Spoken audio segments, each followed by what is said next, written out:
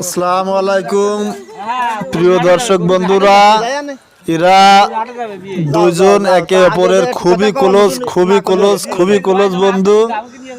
অনেকদিন পর দেখা হলো। ইব্রাহিম বিলে যায় না, তাই ঘের বেড়ি ঠিক মতো করতে পারতো না, তার জন্য খোঁজ খবর নিতে আসছে।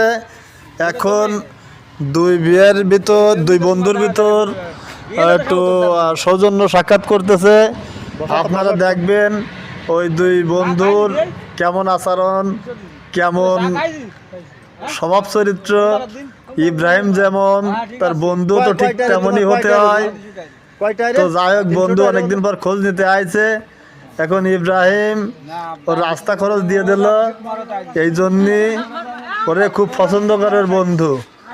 আইছে হেদিয়াতে বিল আর দশে, তারপরও সে গাড়ি ভাড়া দিয়েই দিল।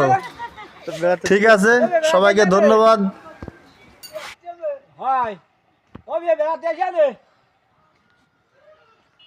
আইসা